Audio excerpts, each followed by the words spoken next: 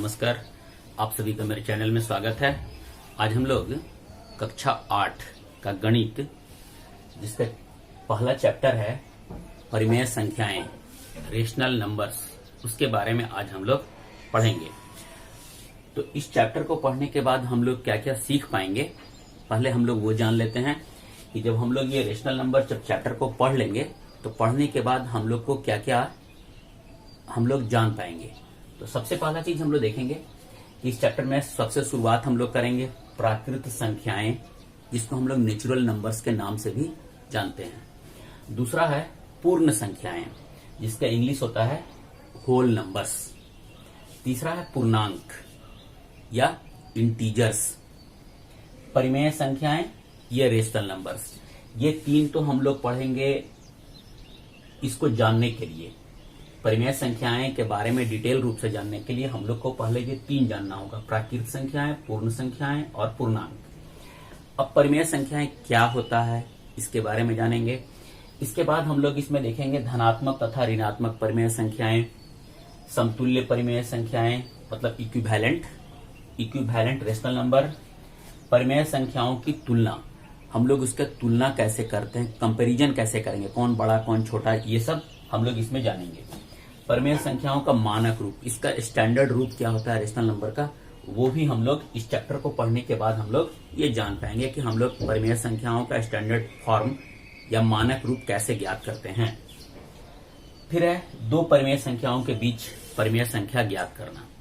ठीक है, जैसे हम लोग को दिया हुआ कोई भी दो संख्या, उसके बीच में अनेकों परिमेय संख्या हो सकती है, तो वो जितना दिया रहेगा 1, 2, 3, 4 जो भी कहेगा ज्ञात करने को, वो हम लोग इस चैप्टर को पढ़ने के बाद हम लोग जान जाएंगे कैसे ज्ञात करते हैं। तो ये हो गया हमारा पहले कि हमारा वो लक्ष्य क्या है, इस चैप्टर को पढ़ने के बाद हम लोग क्या क्या जान पाएंगे, ये हो गया। अब हम लोग शुरू करेंगे सबसे पहला प्राकृत संख्याएं से। ये प्राकृत संख्या किसको कहते हैं? तो जो गिनती की संख्या होती है उसी को हम लोग प्राकृत संख्या कहते हैं, मतलब काउंटिंग नंबर को हम लोग प्राकृत संख्या या नेचुरल नंबर कहते हैं। गिनती की संख्या स्टार्ट कहां से होती है? तो 1, 2, 3, 4, 5 एंड सो ऑन, मतलब कि इसी तरह से ये आगे बढ़ते जाएगा। इसके बाद है पूर्ण संख्याएं, जिसको हम लोग होल नंबर के भी नाम से जानते हैं। तो पूर्ण संख्या किसको बोलते हैं? तो ये प्राकृत संख्या में शून्य को मिला दें, जीरो को हम लोग शामिल कर दें। जैसे 0, 1, 2, 3, 4, तो 1, 2, 3, 4 क्या हो गया? ये प्राकृत संख्या, इसमें हम लोग जीरो को शामिल कर दिए। मतलब पूर्ण संख्या, मिनिमम पूर्ण संख्या क्या होता है, न्यूनतम पूर्ण संख्या क्या होता है? 0। तो 0 से स्टार्ट होता है, ये क्लियर हो गया। अब है पूर्णांक या इंटीजर्स। तो पूर्ण संख्या मतलब ये हम लोग ले लेंगे 0, 1, 2, 3, 4 से लिखेंगे, और इसमें हम लोग जो ऋणात्मक संख्या है उसको भी शामिल कर दें। मतलब ऋणात्मक संख्या और पूर्ण संख्याओं के समूह को हम लोग बोलेंगे इंटीजर्स या पूर्णांक।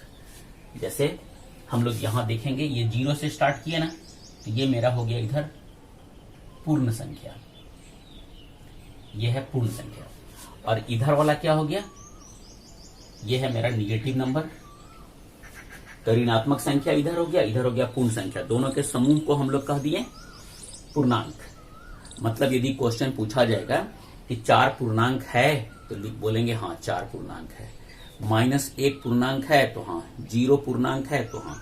ठीक है, तो हम लोग यहां पर अभी देखे प्राकृत संख्या, पूर्ण संख्या और पूर्णांक। फिर से एक बार हम इसको बता देते हैं। प्राकृत संख्या 1 से स्टार्ट होता है, पूर्ण संख्या 0 से स्टार्ट होता है, और इंटीजर्स या पूर्णांक जो है वो ऋणात्मक संख्याओं और पूर्ण संख्या का समूह को हम लोग बोलते हैं पूर्णांक।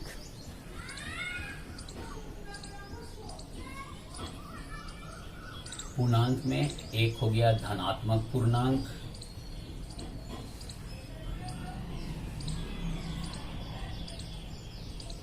कौन कौन है?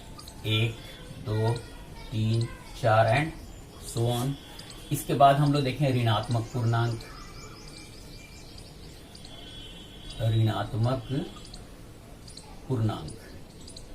ये कौन कौन हो गया?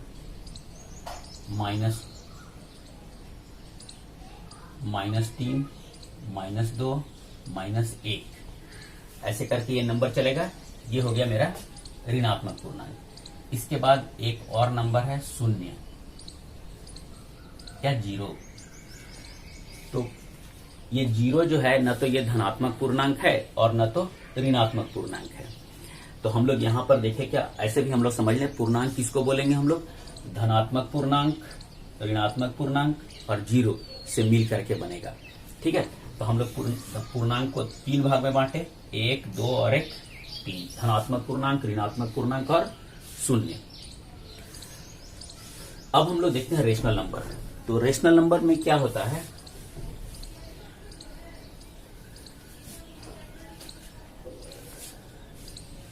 इसको हम लोग देखते हैं।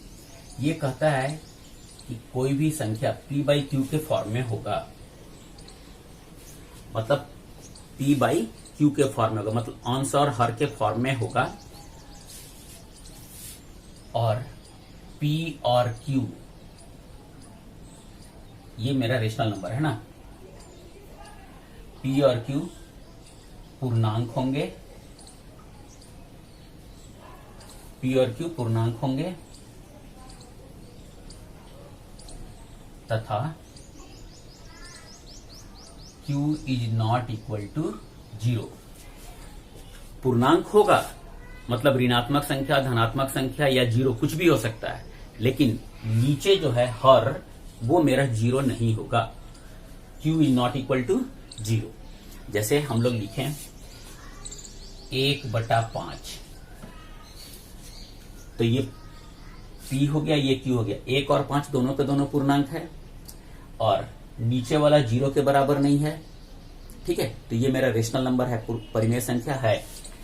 अब हम लोग यदि इसको लिखेंगे -3/4, ये भी मेरा है 0।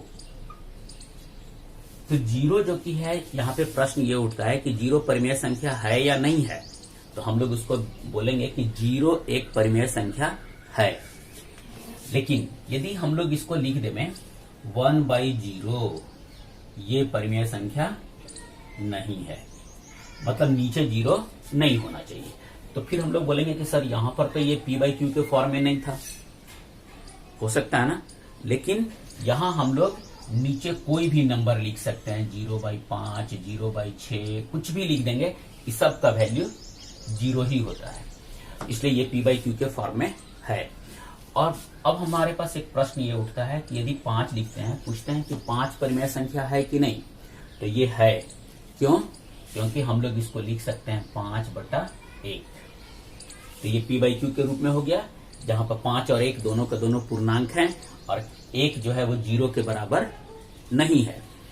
तो इस तरह से हम लोग ये क्वेश्चन को हम लोग सॉल्व करेंगे कि रेशनल नंबर या परिमेय संख्या कौन कौन होगा।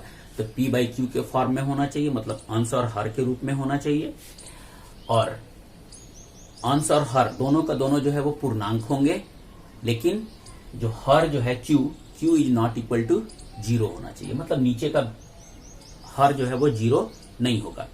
इसको हम लोग बोलेंगे कि ये परिमेय संख्या या रेशनल नंबर है। अब एक प्रश्न ये उठता है कि कोई भी भिन्न संख्या, भिन्न, जैसे 2/3 लिख दिया हम, तो ये भिन्न भी है, भिन्न है, या हम लोग इसको फ्रैक्शन भी कहते हैं, तो ये परिमेय संख्या भी है। तो हम लोग इसको कहेंगे कि जो भिन्न है वो परिमेय संख्या भी होगा, मतलब इसमें पॉजिटिव और निगेटिव दोनों नंबर शामिल है। तो जो पॉजिटिव नंबर होगा उसको हम लोग बोल सकते हैं कि वो भिन्न भी है। तो 2/3 एक भिन्न भी है, 2/3 एक परिमेय संख्या भी है। ये एक भिन्न भी है, या हम लोग इसको लिखेंगे फ्रैक्शन। ये फ्रैक्शन भी है और परिमेय संख्या भी है। ये परिमेय संख्या भी है, लेकिन -2/3 ये भिन्न नहीं है, ये फ्रैक्शन नहीं होगा। ये जब होगा तो परिमेय संख्या होगा। क्लियर है?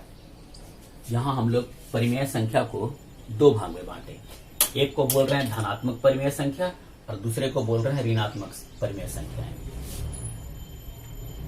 ऋणात्मक परिमेय संख्याएं।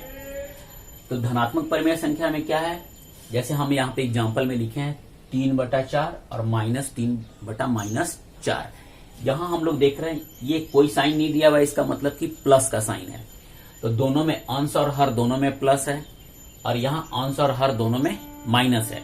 तो जब ऐसा होगा कि अंश और हर या तो धनात्मक हो या तो ऋणात्मक हो, तो हम लोग उसको बोलेंगे कि ये धनात्मक परिमेय संख्या है।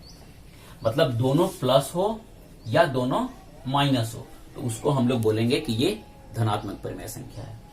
अब ऋणात्मक परिमेय संख्या में क्या होगा, अंश और हर दोनों में से कोई एक ऋणात्मक हो। यहां हम लिखे भी हैं अंश और हर दोनों में से कोई एक ऋणात्मक हो। जैसे यहां पर हम लोग देखें, ऊपर वाला यहाँ पे अंश मेरा यहाँ पे है माइनस, और यहाँ पे हर है माइनस, तो ये दोनों संख्या ऋणात्मक परिमेय संख्या कहलाती हैं। अब हम लोग देखते हैं समतुल्य परिमेय संख्या कैसे हम लोग निकालते हैं।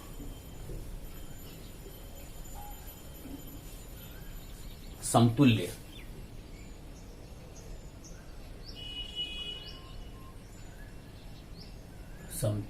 परिमेय संख्या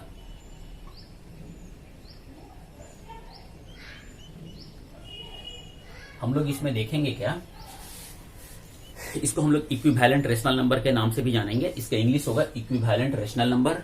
तो इसमें हम लोग देखेंगे क्या, कोई भी जो दिया हुआ होगा परिमेय संख्या ना, उसमें हम लोग कोई नॉन जीरो से गुना या भागा कर देंगे।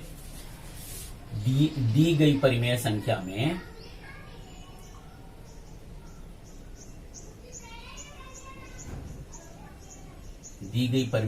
में नॉन जीरो मतलब जीरो को छोड़ करके नॉन जीरो संख्या से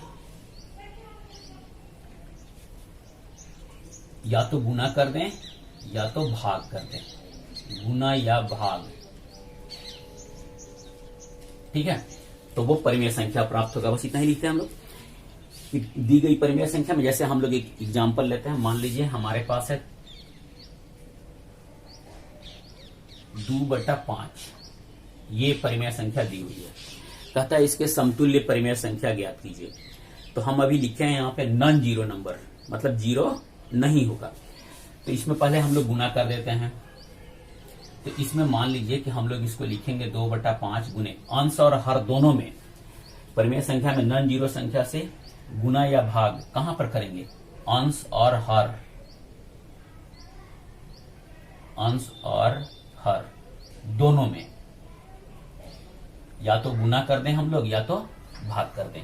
जैसे हम यहां पर यदि मान लीजिए 2 से गुना कर रहे हैं, ऊपर में भी और नीचे में भी, मतलब अंश में भी गुना किए और हर में भी सेम नंबर से गुना कर रहे हैं। तो ये हो गया मेरा 2 दूनी 4 और नीचे हो गया 10। तो 2/5 का समतुल्य है ये। या हम लोग इसको और ले लें, 2/5 गुने 4/4। तो 4 से ऊपर भी गुना, अंश में भी गुना, 4 से हर में भी गुना, तो ये हो गया 8/20। क्लियर है ये? तो ये हमारा 2/5 का समतुल्य हो गया 4/10, 8/20। अब हम लोग यहाँ पे भाग करके देखते हैं। जैसे मान लीजिए कि मेरे पास ये 15/20 ये परिमेय संख्या दी हुई है, इसका बोलता है समतुल्य ज्ञात करने को। तो हम लोग यहाँ पे गुना भी करके बना सकते हैं और भाग करके भी बना सकते हैं। तो हम यहाँ पर भाग करते हैं। तो हम यहाँ पे कर रहे हैं, यहाँ लिखते हैं भाग 5 और यहाँ भी लिखते हैं भाग 5। जब भी करेंगे एक ही नंबर से गुना या तो भाग करेंगे अंश और हर दोनों में। तो यहां जब हम लोग किए तो 5 से भागा दे देंगे 15 को, तो कितना हो जाएगा 15 में जब 5 से भाग देंगे तो 5 3 15, तो ऊपर हो गया 3 और इसको फिर भाग देते हैं तो 5 चौके 20, ये 4 बार, तो 3/4। 15/20 का ये समतुल्य हो गया 3/4। ठीक है, बराबर हो गया ये 15/20 का। ये परिमेय संख्या की तुलना। तो हम यहाँ पे 3 पॉइंट लिखे हैं। पहला पॉइंट कहता है कि धनात्मक संख्या मतलब पॉजिटिव रेशनल नंबर जो होगा वो 0 से बड़ी होगी, और जो निगेटिव रेशनल नंबर या परिमेय संख्या जो होगा वो 0 से छोटी होगी। और पॉजिटिव संख्या, पॉजिटिव रेशनल नंबर जो है वो निगेटिव रेशनल नंबर से, ये संख्या का मतलब है यहाँ पे हमारा परिमेय संख्या से मतलब है। ठीक ना। तो पॉजिटिव परिमेय संख्या जो है वो निगेटिव परिमेय संख्या से बड़ी होगी। क्लियर है। अब हम लोग एक एग्जाम्पल लेके देखते हैं कि हम लोग इसको सॉल्व कैसे करेंगे। मान लीजिए एक लेते हैं हम लोग 5/6 और 3/4, इसमें कौन बड़ी है, यही हमको दिया हुआ है कि इसमें से हम लोग को पता लगाना है कि कौन बड़ी है, कौन संख्या बड़ी है। तो सबसे पहला हम लोग क्या करेंगे कि इसका जो हर है ना, हर का हम लोग पहले एलसीएम ले लेंगे। आप लोग को एलसीएम लेने आता होगा। तो यहां हम लोग जब हर का एलसीएम ले लेंगे, जैसे ऐसे ले लेंगे 6 और 4, तो 2 से करेंगे, 2 3 6 2 दूनी 4, तो 2 3 6 दूनी 12। तो हर 6 4 का लौसर ये ले लिया हम लोग, ये आ गया मेरा 12। क्लियर है। अब जब हम लोग इसको देख लिए कि ये 12 हो गया, तो हम लोग 12 समतुल्य बनाएंगे। जैसे हम लोग लिखते हैं 5/6, तो नीचे कितना लाएंगे हम लोग 12, इसको 2 से गुना कर देंगे, ऊपर में भी 2 से, नीचे में भी 2 से, तो 10/12 ये हो गया हमारा। इसके बाद हम लोग फिर करेंगे 3/4, इसके भी नीचे में कितना लाएंगे हम लोग, जो लसा है वही लाएंगे 12। तो 12 लाने के लिए कितना से गुना करेंगे, 4 में कितना से गुना करेंगे तो 12 आएगा, 3 से, 4 तिहाई 12, तो 3 से ऊपर नीचे दोनों में हम लोग गुना कर दिए, 3 तिहाई 9 और 4 तिहाई 12। अब मेरे पास संख्या हो गया 5/6 और 3/4, तो 10/12 और 9/12। अब यहां हम लोग देखेंगे क्या कि मेरा जो हर है ना वो समान हो गया, तो ऊपर वाला संख्या जो बड़ा होगा वो बड़ा होगा। तो हम लोग यहाँ पर देखें कौन संख्या बड़ी है, तो 10 बड़ा है या 9 बड़ा है। तो यहां हम लोग देखेंगे अंश को कि अंश 10 बड़ा है, मतलब 10 ये बड़ा का चिन्ह है, 10 बड़ा है 9 से, इसलिए हम लोग लिखेंगे 5/6 बड़ा है 3/4 से।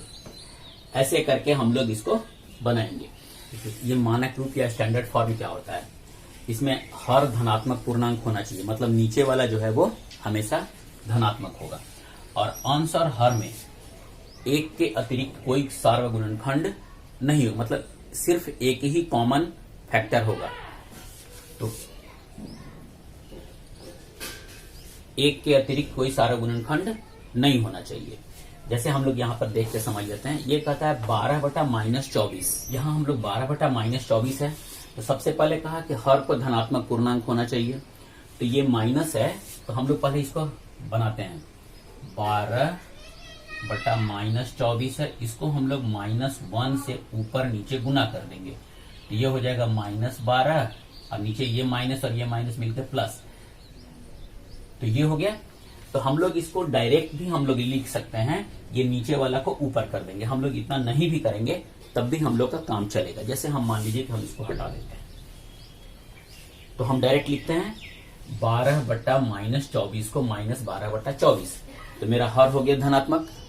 अब कहता है अंश और हर के अतिरिक्त, हर में एक के अतिरिक्त कोई, तो हम लोग यहां पर क्या करेंगे कि ये दोनों नंबर का अंश और हर का हम लोग मौसा निकालेंगे।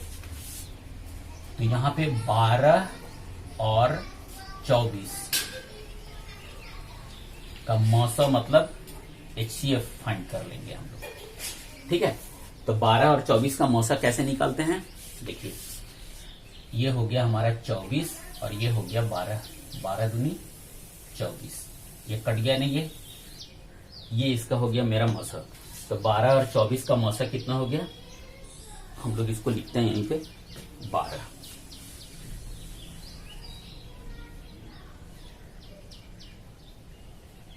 ठीक है, ये हो गया 12।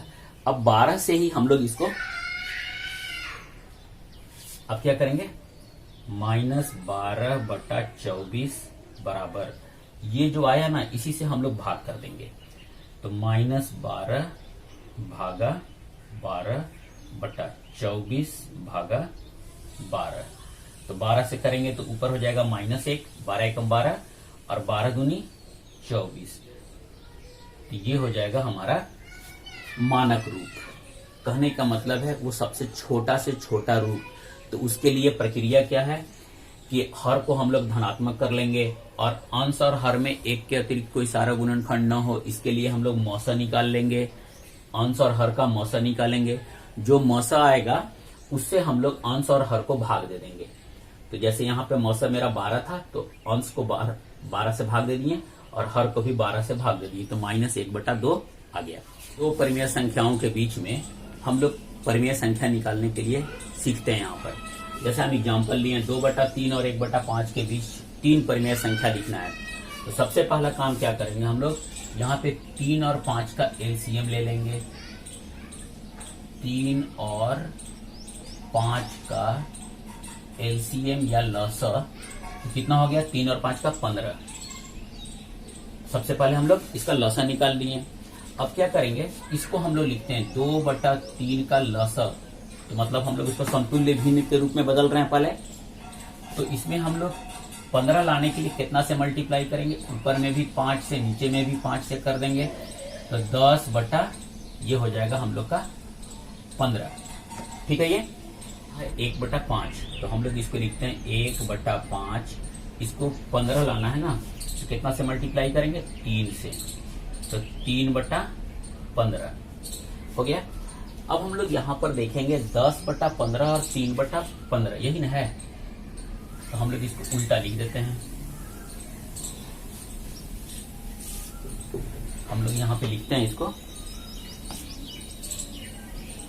3/15 और इधर लिखते हैं 10/15। तो अब यहाँ हम लोग देखेंगे नीचे का तो 15 है ही। अब ऊपर में 3 है, यहाँ पर 10 है। तो 4, 5, 6, 7, 8, 9 तक तो हम लोग आराम से लिख सकते हैं। हम लोग लिखेंगे 4/15, 5/15, 6/15, 7/15, 8/15 और 9/15। ठीक है, इतना नंबर हो गया। इसमें से कोई 3 हम लोग ले लेते हैं। तो हम लोग 4/15, 5/15 और 6/15 ये नंबर को हम लोग ले लेते हैं। ठीक है, ये इसके बीच का नंबर हो गया। इसके बीच का 2/3 और 1/5 के बीच 3 परिमेय संख्या होगी, 4/15, 5/15 और 6/15। तो इस तरह से हम लोग 2 परिमेय संख्याओं के बीच परिमेय संख्या निकालने के लिए भी सीख लिए। तो हमारा आज का जो गोल था कि हम लोग इस चैप्टर को पढ़ने के बाद क्या क्या चीज सीख जाएंगे, तो वो आज हम लोग यहाँ पर सभी पूरा कर दिए। यदि आपको अच्छा लगा हो तो प्लीज लाइक और शेयर जरूर कीजिएगा। और यदि आप मेरे चैनल पर नए हैं तो मेरे चैनल को सब्सक्राइब जरूर कीजिएगा। पूरा वीडियो देखने के लिए बहुत बहुत धन्यवाद।